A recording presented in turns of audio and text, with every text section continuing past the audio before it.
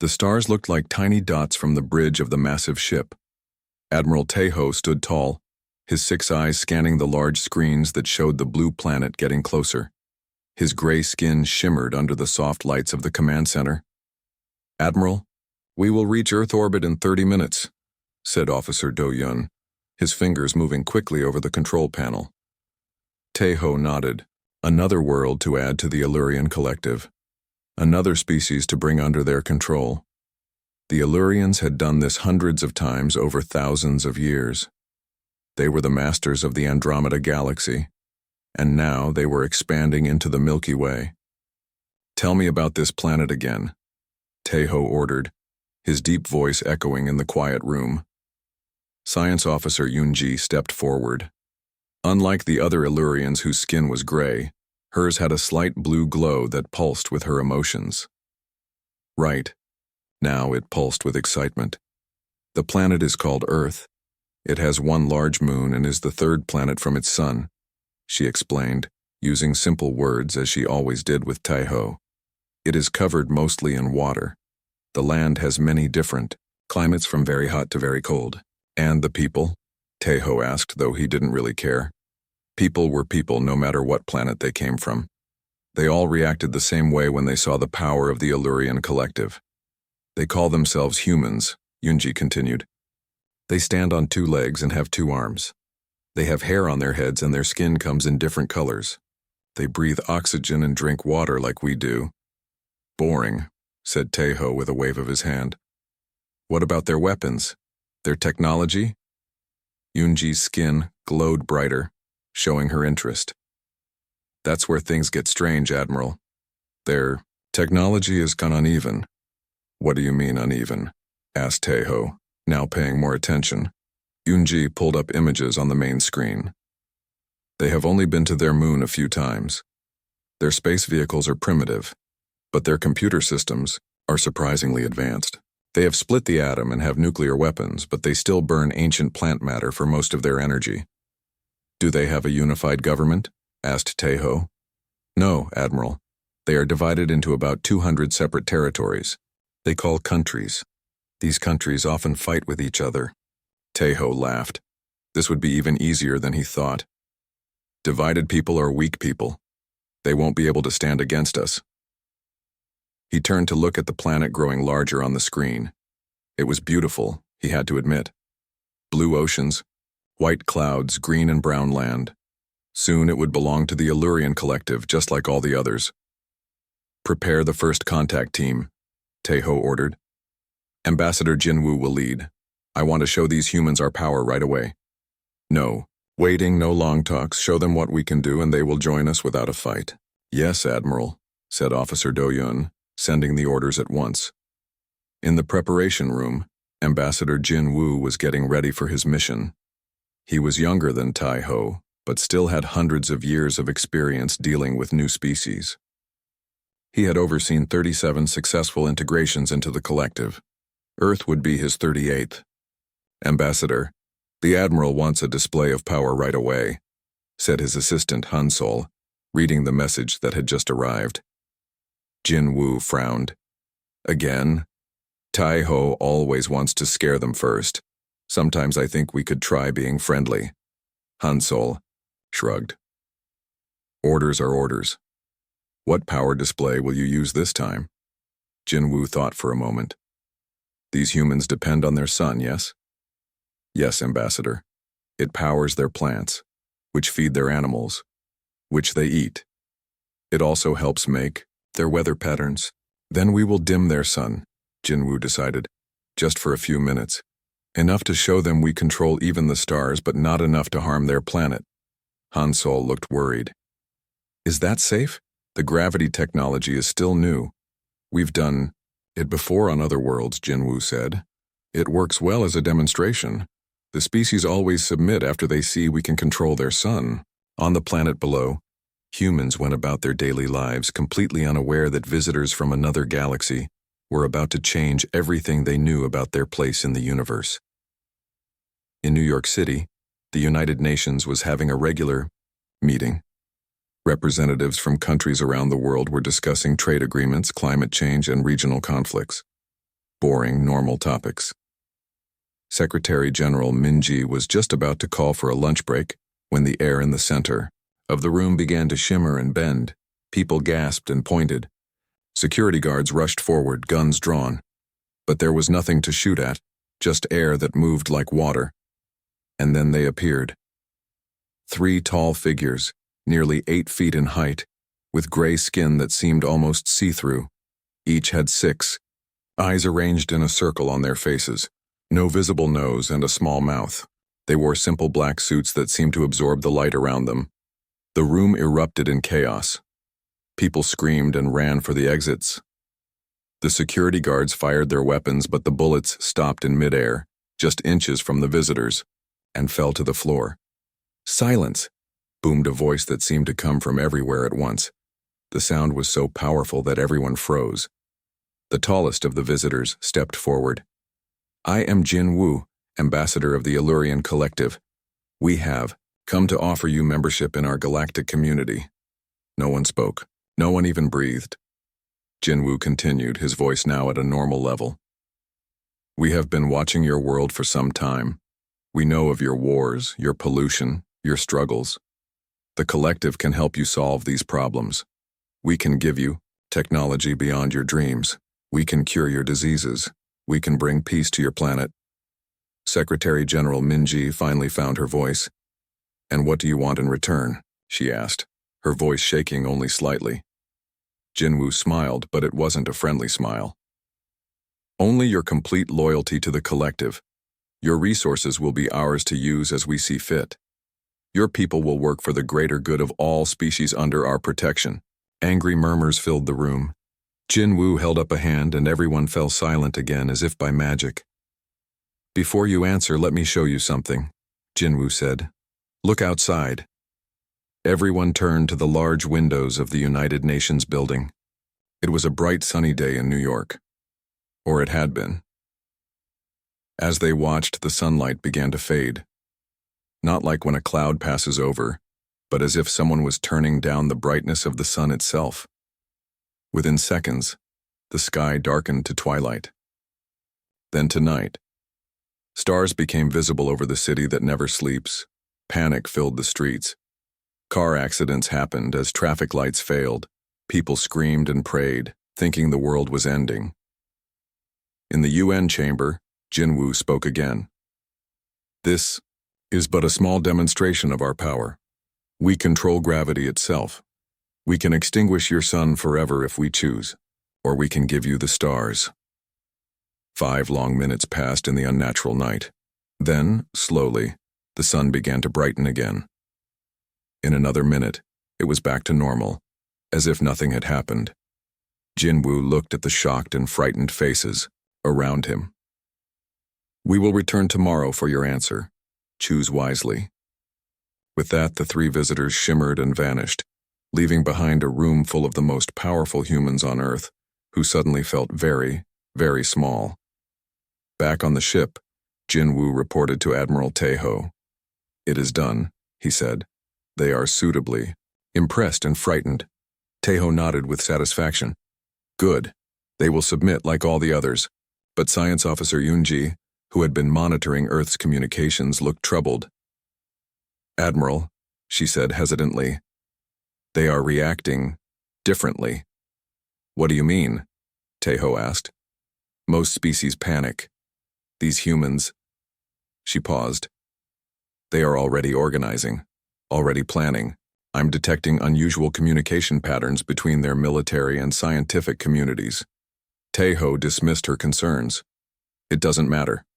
What can they possibly do against us?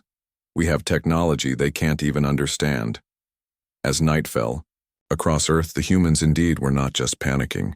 They were thinking, planning, and preparing. For the first time in history, all nations had a common enemy, and humanity had never responded well to threats.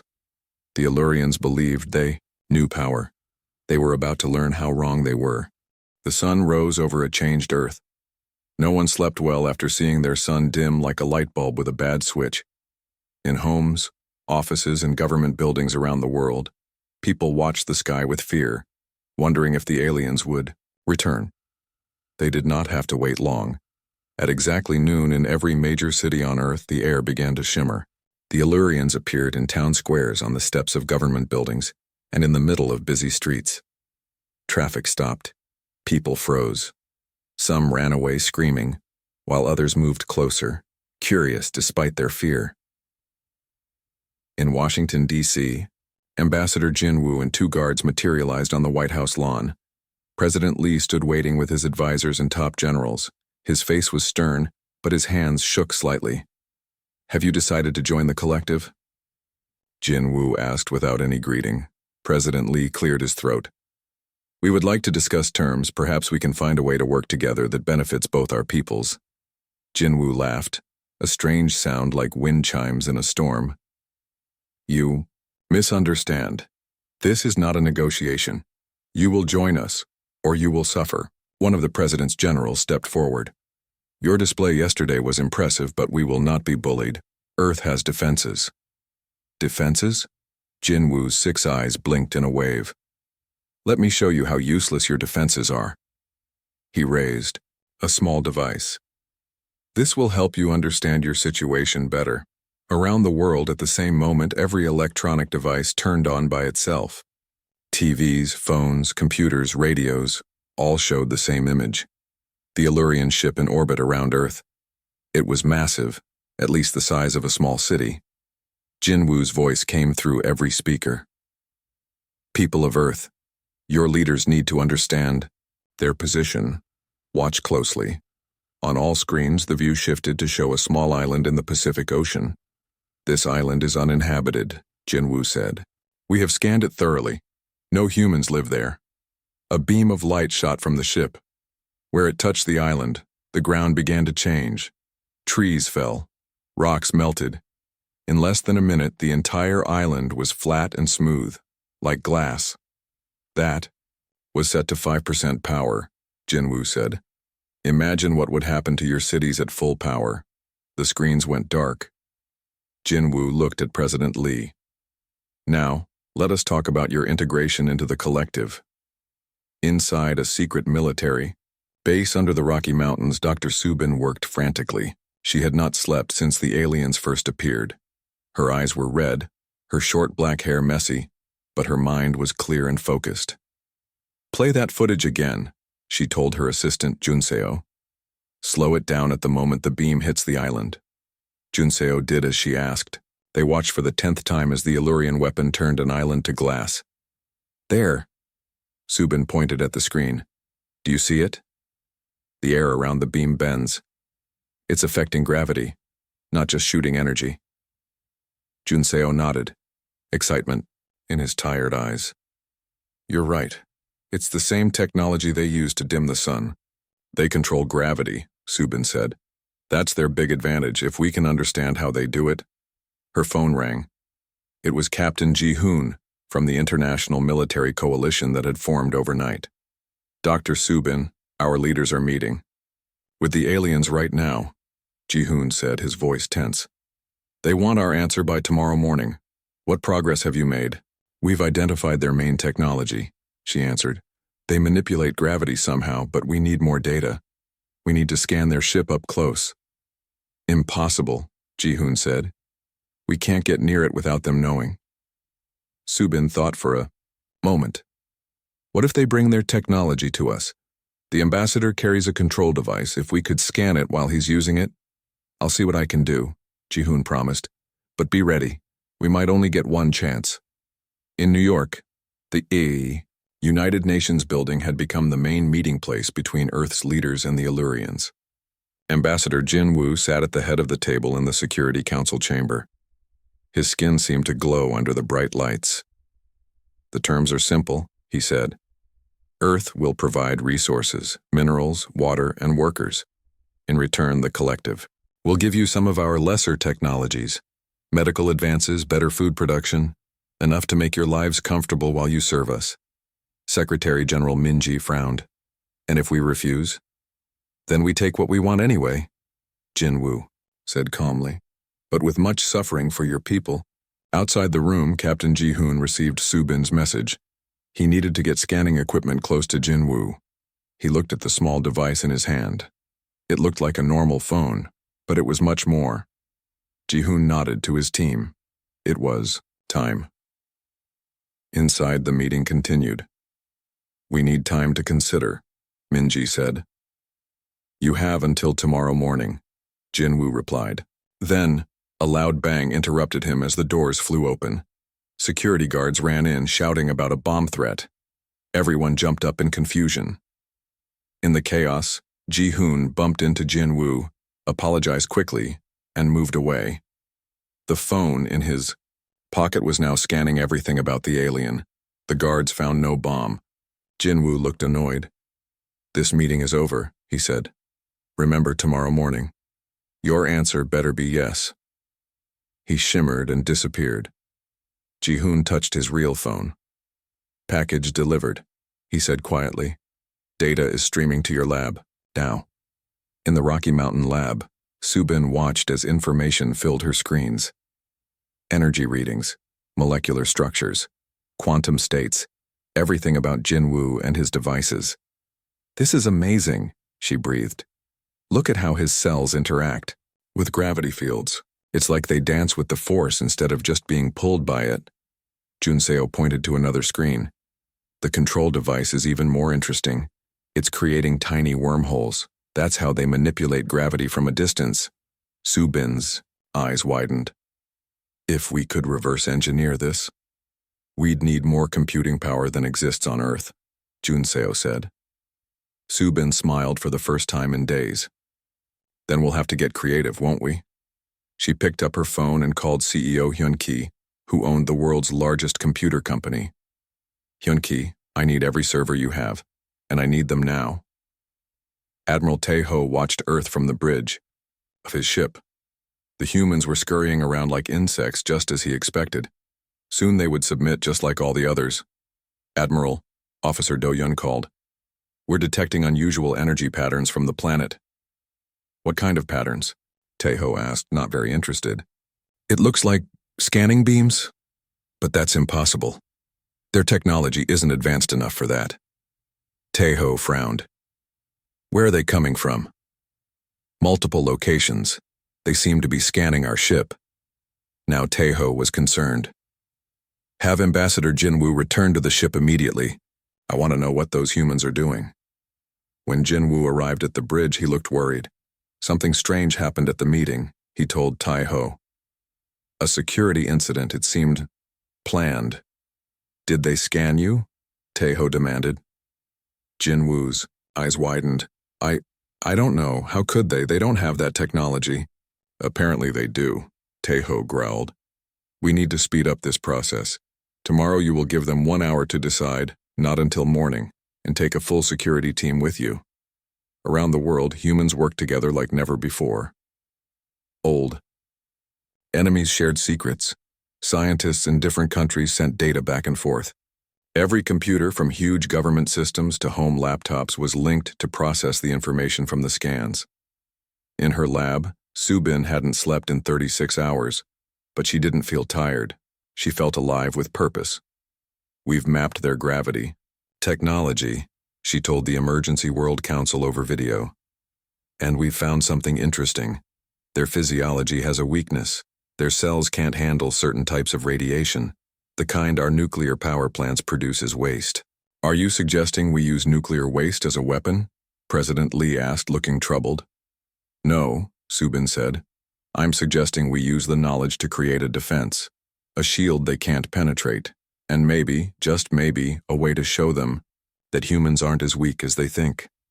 As dawn approached, Earth prepared for the aliens' return. But this time, they would not be unprepared. This time, they had a plan. The Illurians believed they knew power, but they had never met humans before. The sun rose on what might be Earth's last day of freedom. In 1 hour, the Illurians would return for their answer. Around the world, people hugged their loved ones, prayed, or just sat quietly, waiting. But in underground labs and secret bunkers, a different energy filled the air. Hope, determination, and a plan. Dr. Subin hadn't slept in 2 days, but she didn't feel tired. Her mind was sharp, focused on the screens in front of her. The worldwide computer network had finished its calculations.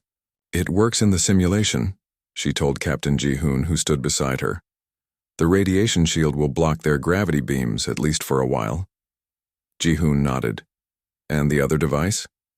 Subin pointed to a small metal box on the lab table. It didn't look like much, just a simple box with a red button on top. "This is what we're calling the gravity mirror," she explained. "It won't last long, but it should work once." Jun Seo came running into the lab, his face excited. "The world leaders have agreed. They're going with your plan." Subin took a deep breath. "I hope it's the right call. If I'm wrong about the Illyrians' physiology." "You're not wrong," Ji-hoon said firmly. "The scans were clear. They can't handle the type of radiation our shield will emit." The plan was simple but risky. When the Illyrians arrived for their answer, Earth would activate the radiation shields around major cities. If the aliens tried to attack, the gravity mirror would reflect their own weapon back at them, just once, as a demonstration. Then Earth would offer a deal: true partnership instead of submission. At exactly 9 a.m., the air in the United Nations building began to shimmer. But this time Earth was ready. Ambassador Jinwoo appeared with 6 guards, all carrying weapons. He looked around, surprised to see the room so calm. Secretary General Min Ji sat at the table with representatives from the world's major powers. They didn't look afraid. "Have you made your decision?" Jinwoo asked, his voice cold. Min Ji stood. "We have." Jinwoo waited, but she didn't continue. "Well, will you join the collective?" "We have a counter-offer," Min Ji said. Jinwoo laughed. "You are not in a position to make offers." "We think we are," President Lee said, stepping forward. "You see, we've been busy while you were away." Jinwoo's eyes narrowed. "What do you mean?" "Show him," Min Ji said to someone on a computer. Screens around the room lit up, showing major cities around the world. Each was surrounded by a faint blue glow. "What is this?" Jinwoo demanded. "Protection," Min Ji explained. "Against your gravity weapons." Jinwoo's skin paled slightly. "Impossible. You couldn't have developed such technology so quickly." "But we did," President Lee said. "Humans are good at adapting. It's what we do best." Jinwoo touched a device on his wrist, speaking in his own language. He was clearly reporting back to the ship. On the bridge of the Sovereign Light, Admiral Taeho received Jinwoo's message with disbelief. "They've built shields?" he growled. "How could they reverse engineer our technology so quickly?" Science Officer Yoonji looked nervous. "I warned you their development was uneven. They're more advanced than they appear." Taeho made a quick decision. "Target their largest city. Full power. Show them their shields are useless against us." Back in the UN building, Jinwoo's wrist device beeped. He smiled. "Your shields are an impressive attempt," he told the human leaders, "but they won't save you. The collective has decided to give you a final demonstration of our power." On the screens, they saw the Illyrian ship move into position above New York City. Subin watched from her lab as the ship's weapon began to glow. This was it, the moment of truth. "Activate all shields," she ordered. Around the world, the blue glow around major cities grew stronger. A massive beam shot from the Illyrian ship toward New York.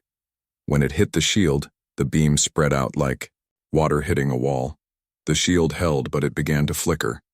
"The shield won't last long," Subin said into her phone connected to the UN meeting. "Use the mirror now." In the UN building, Captain Ji-hoon placed the small metal box on the table and pressed the red button. Nothing seemed to happen at first.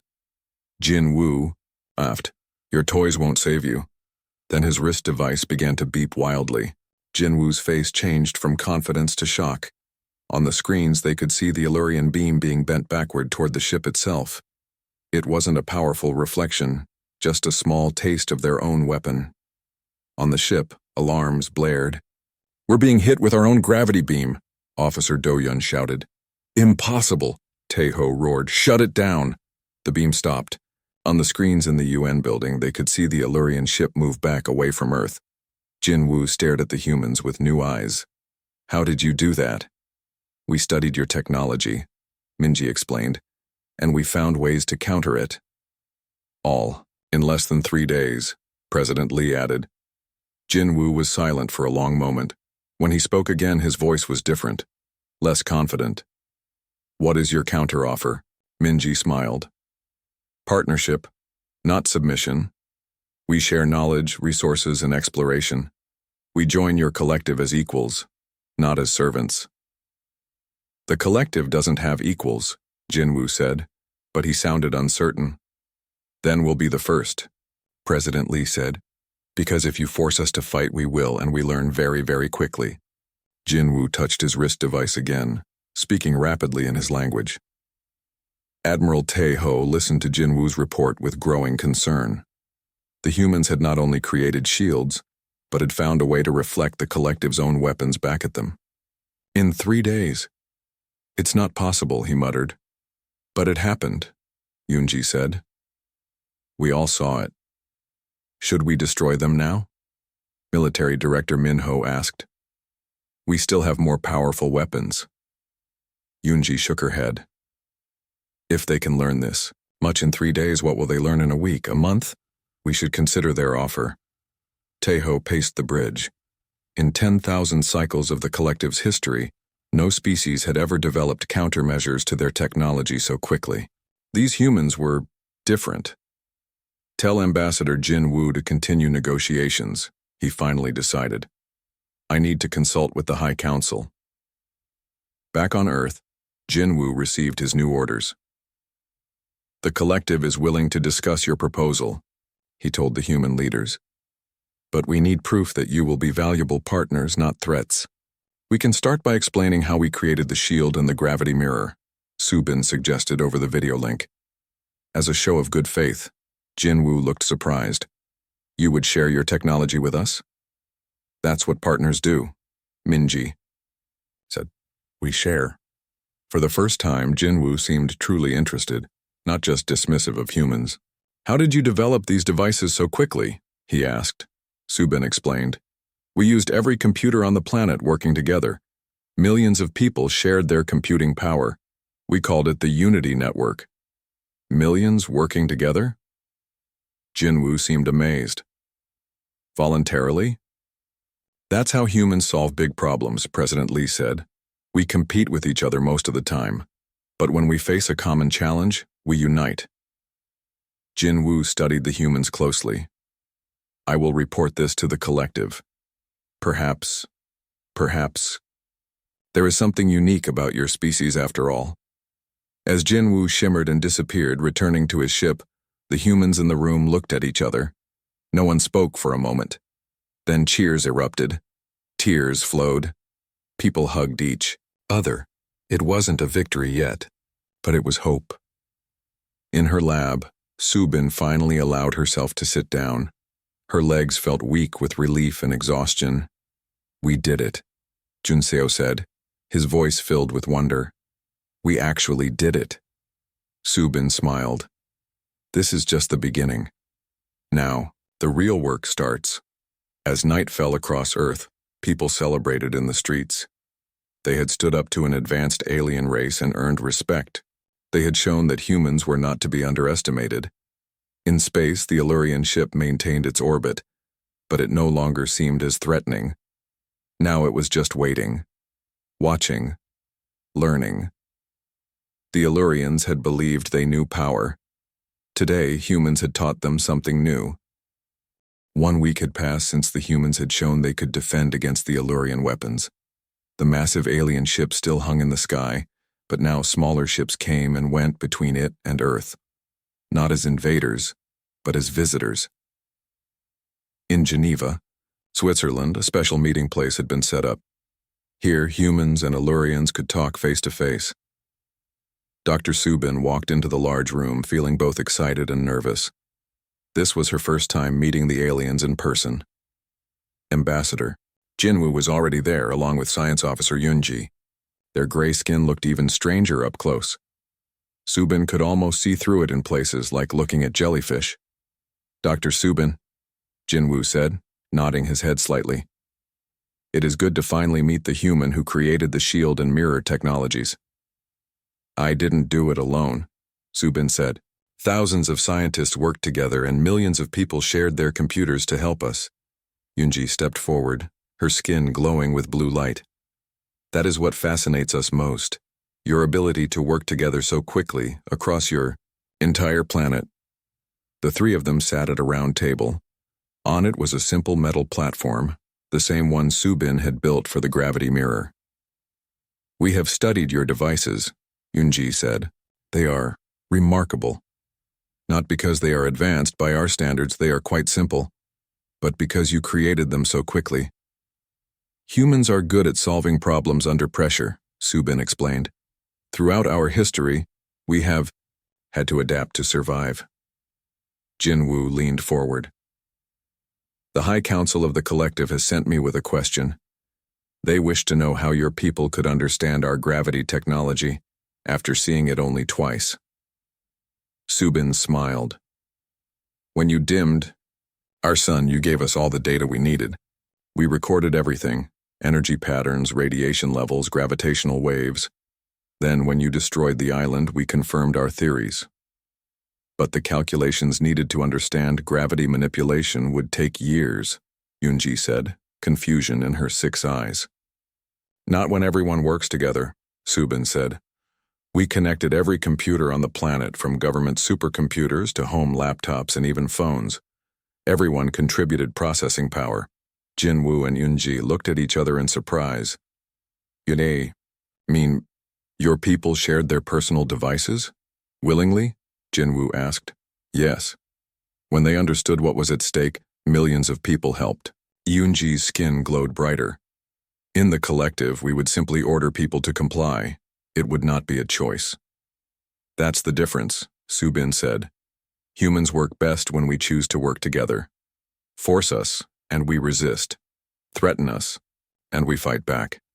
But give us a good reason to cooperate, and we can do amazing things. Jinwoo looked troubled. The collective has always believed that strict control leads to the most efficient progress.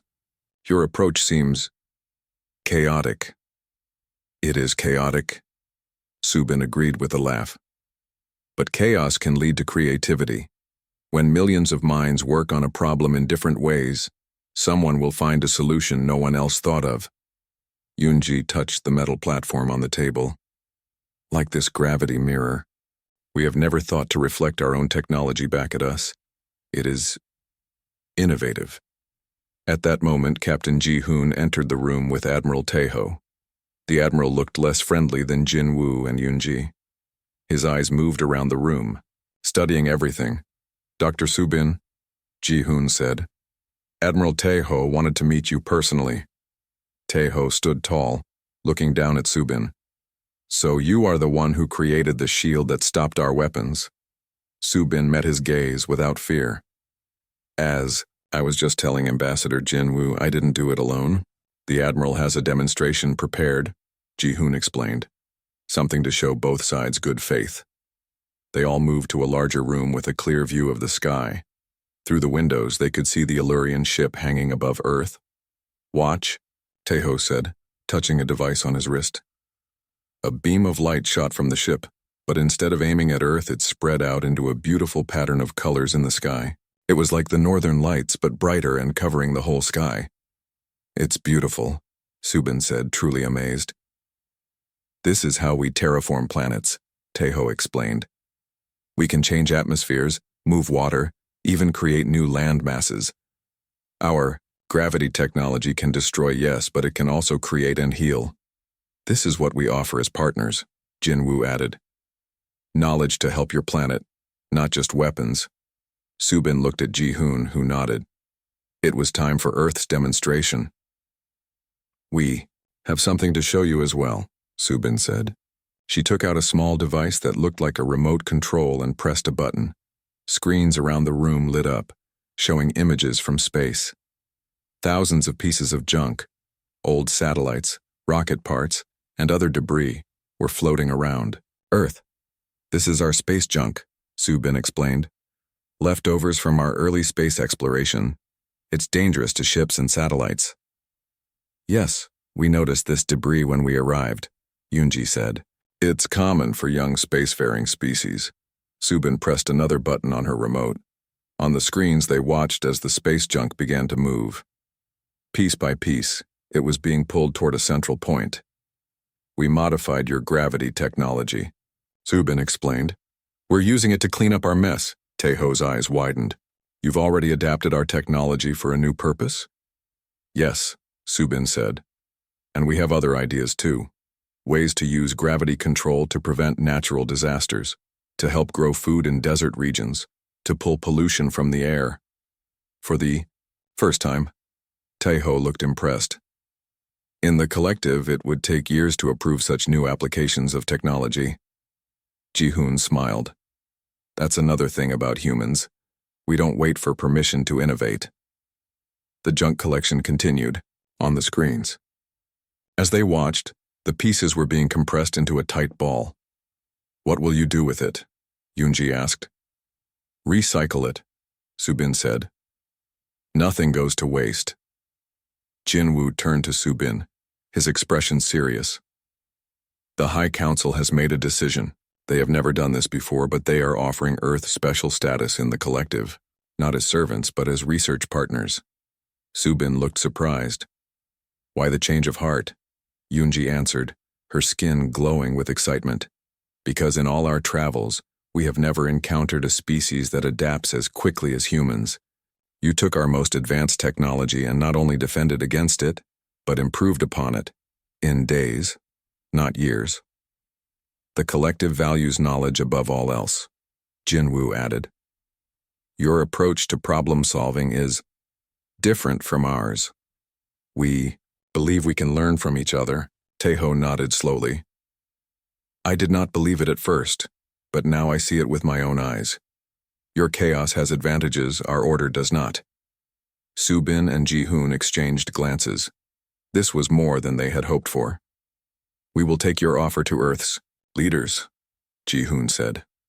But I think they will agree. Humans have always wanted to reach the stars. As they left the meeting room, Subin looked up at the sky, where the beautiful colors from the Illurian ship still danced. We thought we were alone in the universe, she said quietly. Now we know we're not. And maybe that's the greatest discovery of all. Beside her, Yunji's skin glowed with a new color, one that Subin hadn't seen before. It was warm and golden, like Earth's sunrise. The Illurians believed we knew power, Yunji said. But you humans have shown us that true power comes not from control but from cooperation, from millions of minds working freely toward a common goal. Subin smiled. That's the paradox of humanity. We are strongest when we each think for ourselves, but work together. Above them the stars were coming out as night fell. Among them was the Illurian ship, no longer a threat, but a doorway to the universe. 6 months had passed since first contact. The huge Illurian ship no longer seemed strange in Earth's sky. People had gotten used to seeing the smaller ships come and go, carrying scientists, diplomats, and teachers between worlds. In Seoul, a new building stood tall in the city center. Its shape was unlike any human design, curved like a shell, with walls that seemed to flow rather than stand straight. This was the Earth-Illurian Cooperation Center, and today was its opening day, Dr. Subin walked through the main doors, still amazed by how much had changed in such a short time. Inside, humans and Illurians moved about, talking in mixed groups. Some humans were learning the Illurian language, their voices trying to make the musical sounds that Jinwoo and his people used to speak. Dr. Subin, a familiar voice called. It was Yunji, her skin glowing with a friendly blue light. In the past months, humans had learned that Illurian skin colors showed their emotions. Blue meant happiness. Yunji, it's good to see you, Subin said, smiling. How is your research going? Better than expected, Yunji replied. The combined human-Illurian research team has already improved the gravity shield by 40%, and using your idea of shared computing, we've cut the calculation time in half. Subin nodded. The technology exchange had benefited both species. Humans gained access to advanced science beyond their dreams. The Illurians learned new ways to use their own technology, inspired by human creativity. Is Admiral Taeho here? Subin asked, looking around the crowded room. Yes, he's with Captain Ji-hoon in the main hall. They're preparing for the ceremony. Subin followed Yoonji to a large room where hundreds of people had gathered. At the front stood Admiral Taeho and Captain Ji-hoon, both wearing formal clothes. They were talking quietly, like old friends. This was the biggest surprise of all. Taeho had become one of Earth's strongest supporters in the collective. The admiral who had once been ready to destroy human cities now worked to build bridges between the species. Dr. Subin, Taeho said as she approached, I'm glad you could be here today. I wouldn't miss it, she replied. This center represents everything we've worked for. Ji-hoon smiled. And it's just the beginning. Next month, the first human delegation will travel to the Illyrian homeworld. Subin felt excitement at the thought. Humans traveling to another galaxy. It seemed impossible, yet it was happening. The ceremony began. Leaders from Earth and the collective spoke about cooperation and shared goals. Screens around the room showed similar centers opening in other cities around the world. New York, London, Beijing, Cairo, Rio de Janeiro. When it was Taeho's turn to speak, the room went quiet. Everyone knew his story, how he had come to conquer, but stayed to cooperate. 6 months ago, I arrived at this planet believing the Illyrian collective knew true power. Taeho began, his deep voice filling the room. We had gravity technology that could dim suns and flatten islands. We had ships that could travel between galaxies. We had conquered hundreds of worlds. He paused, looking around the room at the mixed audience of humans and Illyrians. But we were wrong about what power really means. The humans showed us a different kind of power. The power of adaptation, of creativity, of millions of minds working freely toward a common goal. On the screens, they showed images of the changes that had already happened on Earth. Gravity shields protecting cities from hurricanes and tornadoes. Clean energy systems based on Illyrian technology but improved by human engineers. The space junk collector, now a permanent station in orbit, recycling old satellites into new materials. In just 6 months, Taeho continued, humans have adapted our technology in ways we never imagined in thousands of years. They have shown us that true power lies not in control, but in cooperation. Subin felt proud hearing his words. The partnership hadn't been easy. There were still those on both sides who didn't trust the other species. But the progress they had made was real. After the ceremony, Subin found Jin-woo standing by a window looking out at the city. Ambassador, she said, joining him. You're quiet today. Jin-woo turned to her. I was just thinking about our first meeting at the United Nations. How different things might have been if we had approached Earth with respect instead of threats. It worked out in the end, Subin said. Yes, but I wonder how many other opportunities the collective has missed in its long history. How many species could have been partners rather than servants? This was another change. Illyrians questioning their own ways just as humans were learning from them. The High Council has been watching Earth closely, Jin-woo said. They're surprised by how quickly your people are learning our science. And, what do they think about it? Subin asked. Some are worried, others are excited. But all agree that the human approach to problem solving is valuable. That's why they've approved the next phase. Subin raised her eyebrows. What next phase? Before Jin-woo could answer, the room's lights dimmed. A hologram appeared in the center of the hall, a 3D map of the Milky Way galaxy. President Lee stepped forward. People of Earth and the Illyrian Collective, today we celebrate not just this center but a new future. With the help of our Illyrian partners, humanity will take its first steps to the stars. The hologram zoomed in to show Earth's solar system, then focused on Mars. A structure appeared on the red planet's surface, a dome-shaped building surrounded by smaller structures. This will be our first colony beyond Earth, President Lee announced. Using Illyrian gravity technology, we will create a habitable environment on Mars within 1 year. This project will be led by Captain Ji-hoon and Admiral Taeho. Cheers filled the room. Subin looked at Jin-woo in surprise. You're helping us colonize Mars? She asked. Jin-woo nodded. It's the first step. The collective has access to thousands of habitable worlds. As Earth becomes a full partner, those worlds will be open to human settlement. Subin felt dizzy at the thought. So quickly, from almost being conquered to reaching for the stars, all in less than a year. That's the human way, isn't it? Jinwoo said with a smile. Always moving forward, always adapting, always surprising us. As the celebration continued around them, Subin thought about the journey they had all taken. The Illurians had come, looking for another conquest, and found a partner instead.